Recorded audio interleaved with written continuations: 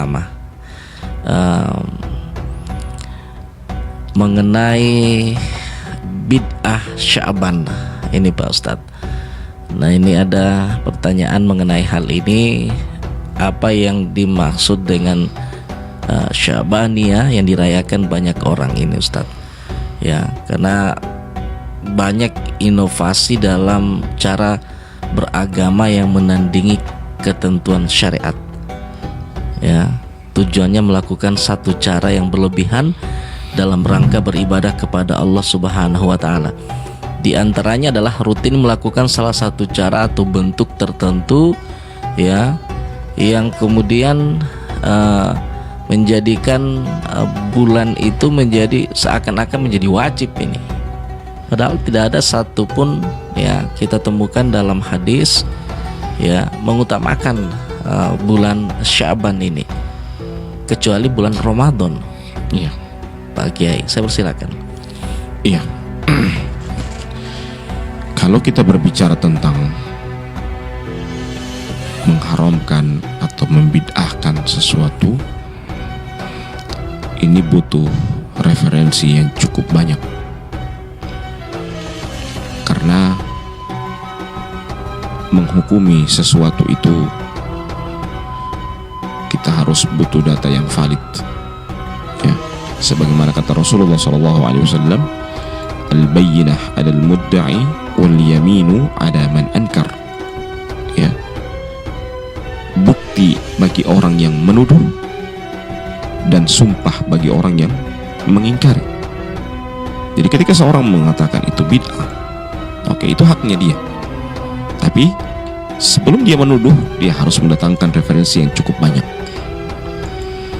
Dan bukan hanya itu, dia menuduh sesuatu itu juga butuh ya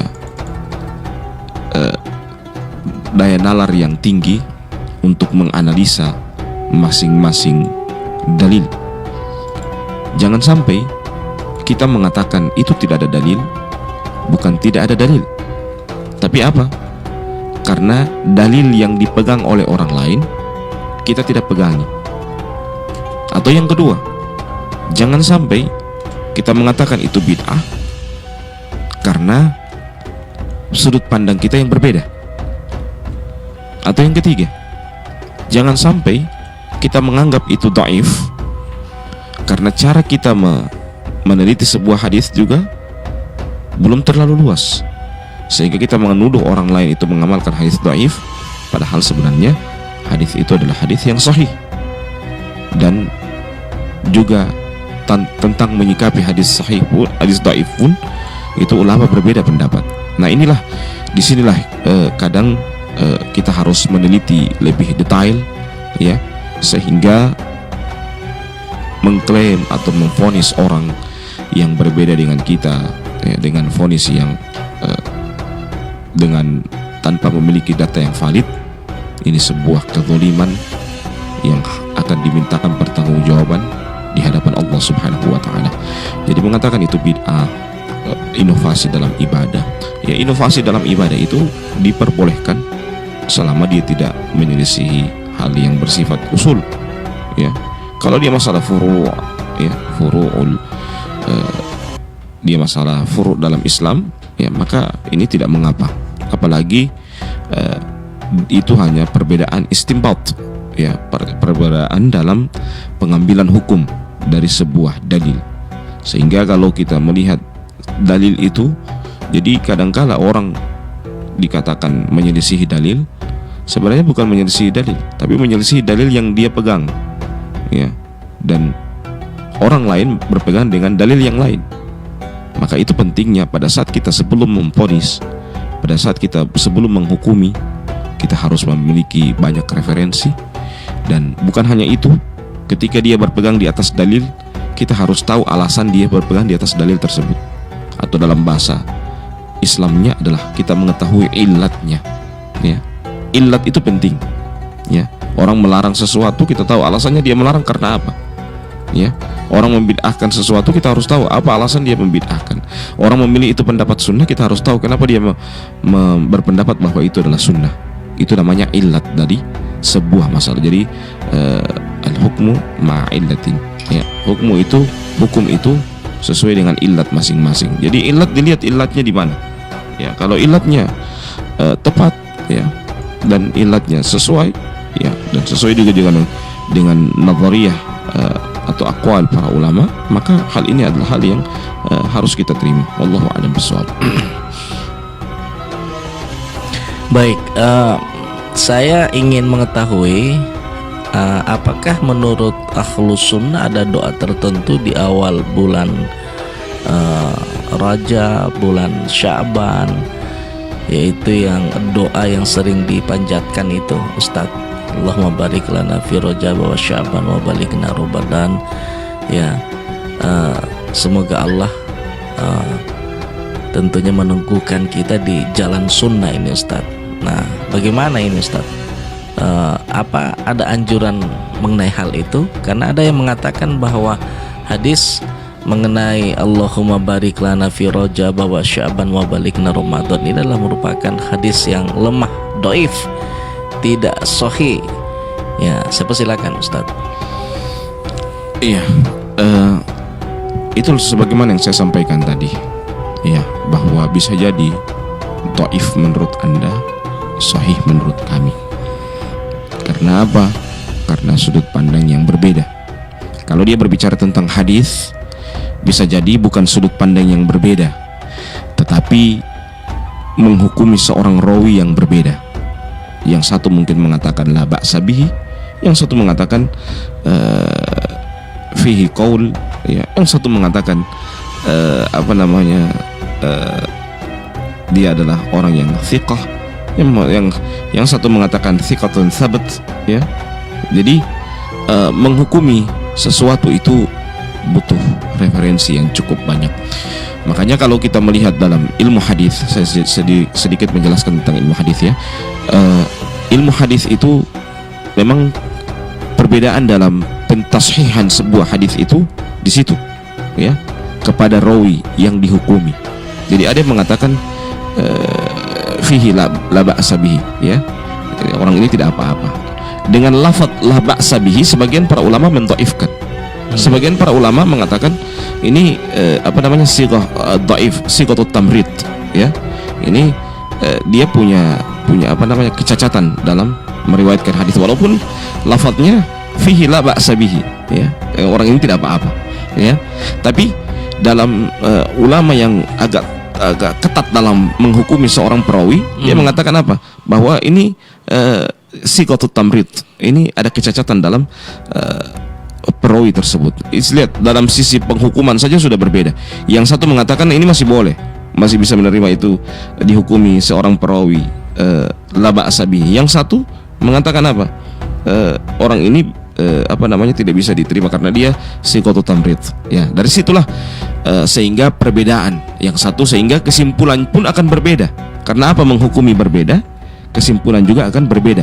Yang satu mengatakan bahwa ini masih bisa diterima, yang satu bilang apa? Ini dhaif, ya.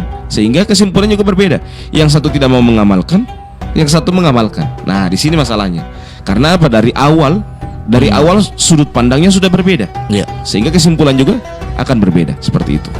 Ada pendapat dari Syekh Abdul Karim Al-Khudair hafizahullah, pernah ditanya ini, Ustaz, sejauh mana kesahihan hadis Allahumma barik lana fi Rajab wa Sya'ban wa balighna Ramadan. Beliau menjawab bahwa hadis itu tidak sahih. Akan tetapi jika seorang muslim berdoa semoga dipertemukan dengan bulan Ramadan dan diberi taufik agar dapat berpuasa di bulan tersebut dan dapat bertemu dengan Lailatul Qadar dengan doa-doa yang bersifat umum, maka hal itu insya Allah tidak mengapa. Itu pendapat Ustaz. Iya, karena beliau bisa jadi berpendapat karena hadis dhaif bisa dijadikan sebagai fadhailul a'mal, ya, fadhailul a'mal. Jadi itu yang saya bilang tadi, ada yang menerima hadis dhaif kalaupun dia hukumi itu hadis dhaif, kalaupun, ya, ini kan masih berbeda.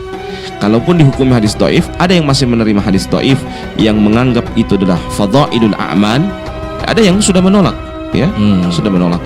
Bagi saya tidak jadi masalah mau dhaif ataupun tidak, ya. Dia maksudnya dhaif, kalau dhaif ya masih bisa diterima kalau itu sebagai fadhailul a'mal. Allahu a'lam bishawab. Ya. Pertama, Nabi itu sering mencontohkan Allahumma tawwil umurana. Ya Allah panjangkan umur kami. Ya. Dan yang bisa merubah takdir itu adalah doa. Ya. Yang bisa merubah takdir itu adalah doa. Jadi jangan sampai juga kita seperti sebagian kelompok bahwa kita menyandarkan kepada diri kita, oh saya umur Allah sudah tetapkan 63, sudah selesai, tidak usah lagi berdoa panjang umur, ya. Tetap kita harus doa panjang umur. Yang kedua mengenai doa. Jadi doa-doa ini disebutkan oleh mufti dari Betawi, ya, Sayyid Uthman bin Yahya dalam kitabnya Maslakul Akhyar. Ya, dalam kitabnya Maslakul Akhyar. Jadi doa yang 3 itu memang sudah disebutkan doa nisfu Sya'ban. Jadi jangan dibilang tidak ada referensi, jangan dibilang tidak ada dalil. Ya, itu yang saya bilang tadi. Jangan sampai referensi yang kita tidak miliki, yang kita tidak pegangi, kita tidak pegang, dan kita sudah mendahulukan sebuah yang kita tidak pegang, kita bilang tidak ada dalil atau hadisnya lemah. Tapi kalau yang dia pegang, dia bilang itu hadis sahih, ya, walaupun masih dipertentangkan. Nah, inilah yang perlu kita harus lapang dada dalam melihat perbedaan pendapat. Soal setuju dan tidak itu tergantung kita.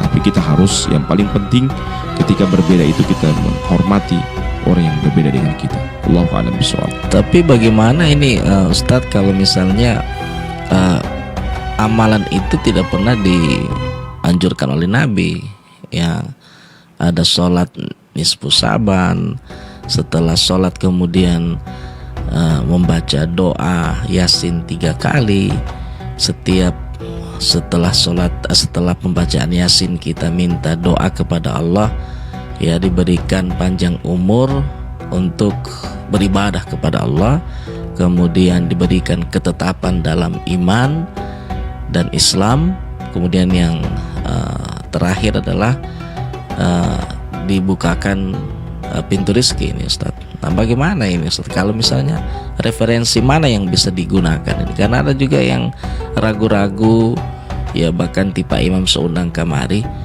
mari terang mau sholat nisfu Sya'ban. Wih, hempo bahu tipe imam beti. Tidak pernah kita orang. Bagaimana ini, Ustaz, untuk bisa karena ini juga kita berhadapan dengan tentunya saudara-saudara kita yang awam ini, Ustaz. Saya persilakan. Taib. Yang pertama, Imam Syafi'i. Ini Imam Syafi'i, ya. Saya lebih percaya Imam Syafi'i dibanding orang yang mengatakan bid'ah malam nisfu Sya'ban. Imam Syafi'i bilang apa? Ada 5 tempat mustajab doa. Ini Imam Syafi'i yang bilang. Ya. Yang pertama apa? Malam Jumat. Dan 2-nya malam hari raya Idul Fitri dan malam hari raya Idul Adha. Yang keempat apa? Sudah 4, malam awal Rajab. Dan yang kelima adalah yang kita bicarakan, malam nisfu Sya'ban. Nah, sekarang Imam Syafi'i yang bilang, ya, Imam Syafi'i julukan beliau apa? Nasir Sunnah, penolong sunnah. Masa penolong sunnah kon bekeng bid'ah? Ya, jadi Imam Syafi'i yang bilang itu, ya, Imam Syafi'i yang bilang itu. Itu yang pertama. Yang kedua, Imam Al-Ghazali mengatakan bahwa malam nisfu Sya'ban itu adalah malam maghfirah, malam pengampunan. Ini Imam Al-Ghazali. Imam Al-Ghazali julukan beliau apa? Hujjatul Islam. Ya. Sekarang pertanyaan, bagaimana mungkin Hujjatul Islam kemudian mengamalkan bid'ah? Ya. Oke. Jadi 2 itu saja saya rasa cukup ya untuk mengatakan bahwa ini bid'ah. Saya lebih percaya Imam Syafi'i, saya lebih percaya Imam Al-Ghazali dibanding orang yang mengatakan bid'ah. Imam Syafi'i sanad keilmuannya jelas, Imam Al-Ghazali juga sanad keilmuan jelas, ya, dibanding orang yang mengatakan bid'ah. Wallahu a'lam bishawab. Iya, Pak Ustadz, yang disampaikan itu adalah benar, namun ini para ulama juga beda pendapat soal keutamaan bulan malam nisfu Sa'ban ini. Ya, ada perbedaan pendapat tentang keutamaan. Nah, tentang keutamaan yang sudah disampaikan tadi juga, saudara-saudara kita ini merujuk kepada baginda Nabi. Ya, tidak ada amalan yang diajarkan langsung oleh baginda Rasulullah SAW mengkhususkan malam nisfu Sa'ban ini. Itu pertanyaannya, Ustaz. Karena di sebagian saudara-saudara kita kaum muslimin ini tetap kembalinya ke sana ini, Ustaz. Ya, tidak ada, coba ente lihat di hadis mana ini Rasulullah pernah menganjurkan malam nisfu Sa'ban. Nah, apa yang harus jawaban apa yang harus disampaikan, ya, khususnya kepada sahabat-sahabat kita ini, Ustaz, ya, khususnya untuk mengkhususkan malam nisfu Sa'ban ini. Apakah ada dalil, Ustaz? Saya persilakan. Iya, ketika Nabi meninggalkan sesuatu bukan berarti itu bid'ah. Ya, ini yang perlu kita catat dulu. Ya, dalam sebuah kaidah mengatakan apa? At-tarku la ya'ni bil haram. Ketika Nabi meninggalkan sesuatu bukan berarti itu bid'ah. Kita harus pahami itu, ya. Jadi ketika Nabi meninggalkan sesuatu bukan berarti haram untuk kita lakukan, ya. Jadi inilah yang perlu kita harus dudukkan mindset kita. Kita harus perbaiki cara pandang kita. Jadi, dan yang kedua, hadis umum itu termasuk di situ nisfu Sya'ban. Nabi banyak berpuasa pada bulan Sya'ban, banyak beramal soleh pada bulan Sya'ban. Berarti di situ termasuk malam nisfu Sya'ban. Ya. Jadi hadis umum itu mencakup di situ malam nisfu Sya'ban. Jadi interpretasi itu kita harus jalankan juga analisa, nalar, ya, untuk memahami setiap akwal dari para ulama, setiap qaulul Rasul, ya, atau hadis Rasulullah SAW. Jadi tidak boleh kita hanya menyimpulkan karena Nabi tidak mencontohkan, Nabi tidak melakukan, bahwa itu adalah hal yang terlarang dalam Islam. Tidak, ya. Tapi ada hadis-hadis yang lain, bisa jadi bukan Nabi tidak contohkan, tapi hadisnya belum didapat. Atau yang kedua, bisa jadi referensinya belum didapat.